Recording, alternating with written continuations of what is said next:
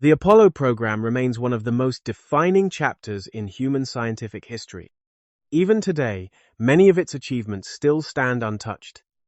Recently, with the successful launch of Artemis II, humanity has taken another step toward returning to deep space. But despite that progress, there is a quiet reality that remains difficult to ignore. We have still not done what Apollo achieved over half a century ago, placing humans on the surface of the moon.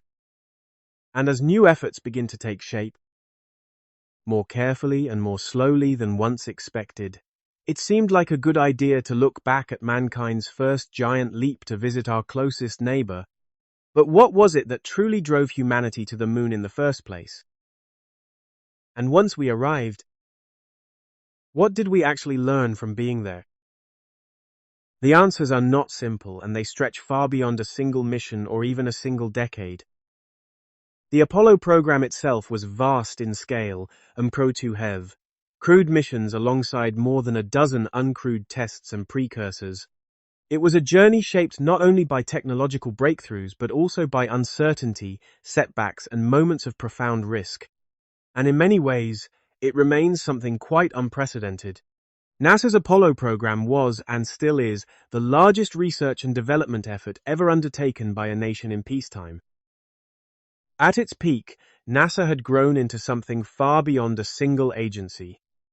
It employed around 400,000 people, supported by more than 20,000 industrial companies and universities, and accounted for roughly 4.4% of the entire United States government budget.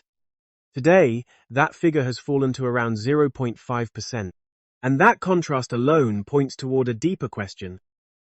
Why was so much invested, not just financially but politically and culturally, into reaching the moon? To begin answering that, we need to step back into the world that Apollo was born into, a world still reshaped by the aftermath of the Second World War, where a new kind of tension was beginning to take hold. Two superpowers, the United States and the Soviet Union, found themselves locked in a struggle that extended far beyond conventional warfare. This was not simply a competition of progress or prestige. It was a clash of ideologies, where each side viewed the other's success as a potential threat to its own way of life. For the United States, the fear was that Soviet dominance could undermine capitalism and democratic systems. For the Soviet Union, falling behind risked eroding the very foundation of the communist vision. And so, what followed was not just a race but a test of which system could shape the future. Each side viewed the other with deep suspicion, and neither was willing to fall behind. So when on October 4, 1957, the Soviet Union successfully launched the first artificial satellite to orbit the Earth, Sputnik 1, it sent a wave of alarm across the United States. Sputnik 1 weighed around 83 kilograms, roughly 8 times heavier than any satellite. The United States was preparing to launch, and over the course of 3 months, it completed more than 1,440 orbits around the Earth. By transmitting signals back and forth, Soviet scientists were able to study the density of the Earth's upper atmosphere as well as its ionosphere. The rocket that carried Sputnik into orbit, the R-7, was capable of producing around 4,400,000 newtons of thrust. By comparison, American rockets at the time could produce only around 670,000 newtons. This breakthrough unsettled the United States for 2 key reasons. First, in a world where the threat of nuclear war was never far away, the idea that an adversary possessed rockets of this scale introduced a new sense of vulnerability. It was no longer difficult to imagine these same rockets carrying nuclear payloads instead of scientific instruments, which, in fact, they had been designed to do. For a nation geographically distant from its rivals, this marked a profound shift in perception. But beyond that, there was a deeper concern. The Soviet Union appeared to be moving ahead, not just militarily, but scientifically and technologically. And in the context of the Cold War, that carried implications far beyond space itself.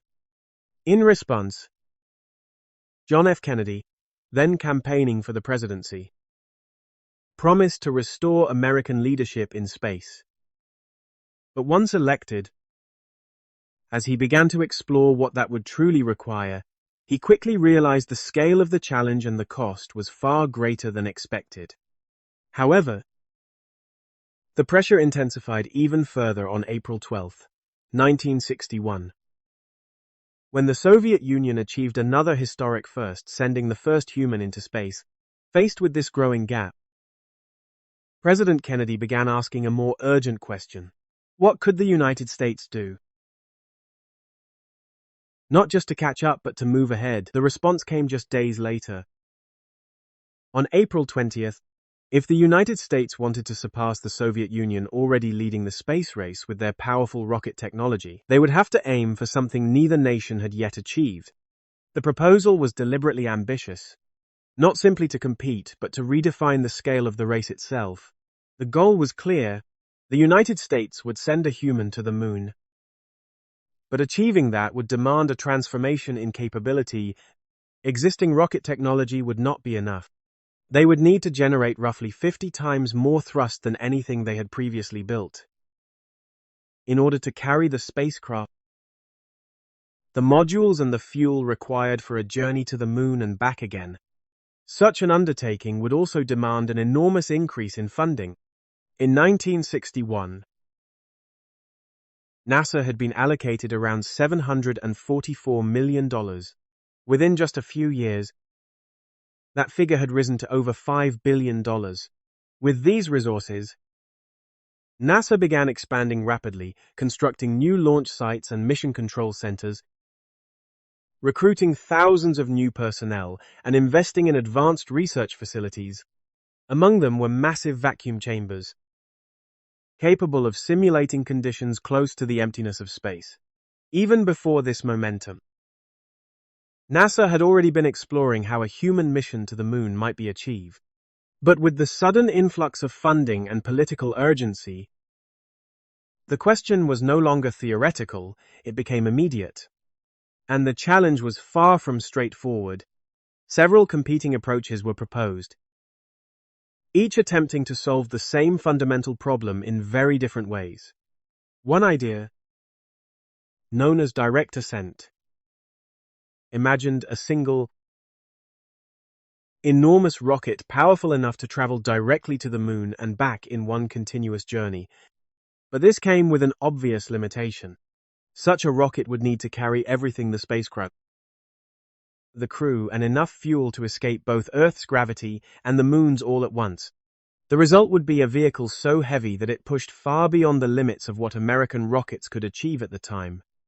An alternative approach, known as Earth Orbit Rendezvous, attempted to solve this by breaking the mission into parts. Instead of launching one massive rocket, multiple launches, potentially up to 15, would carry different components into orbit, where they would then be assembled in space. In theory, this reduced the burden on any single rocket, but in practice, it introduced a different kind of complexity. Each launch carried its own cost, often hundreds of millions of dollars, and coordinating so many missions added significant risk. And beyond that, assembling a spacecraft in orbit was, at the time, an unproven and highly challenging task. Each solution seemed to resolve one problem only to introduce another. In the end, NASA settled on a solution that combined the strengths of both approaches. It was known as Lunar Orbit Rendezvous. The idea was deceptively simple. Rather than sending a single spacecraft all the way to the moon's surface and back, the mission would be divided into separate stages. A single rocket would carry two distinct modules into space: a command module designed to remain in orbit and a much smaller lunar module, built specifically for landing. Together, they would travel to the moon, once in lunar orbit. The lunar module would detach, carrying astronauts down to the surface. After completing their work, it would launch once again, rising back up to meet the command module waiting above. The crew and collected samples would then transfer across, and the command module alone would make the journey back to Earth. Finally, it would re-enter the atmosphere and splash down in the ocean.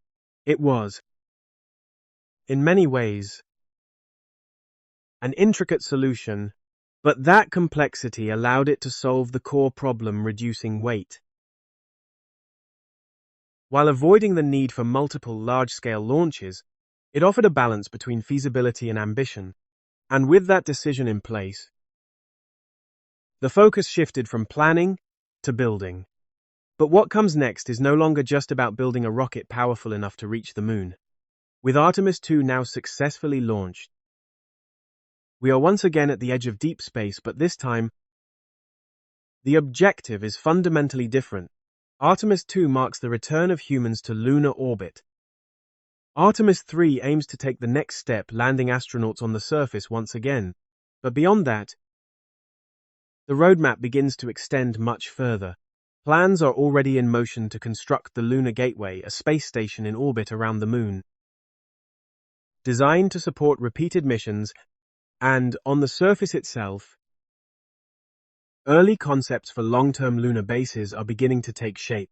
Not temporary visits, but extended stays, not isolated missions, but a continuous presence, a place where humans may one day live, work, and learn how to operate beyond Earth. In this new context, the moon is no longer the destination it once was. It is becoming a proving ground for technologies, for systems, and perhaps most importantly, for human endurance, a stepping stone toward missions that may eventually reach Mars and beyond.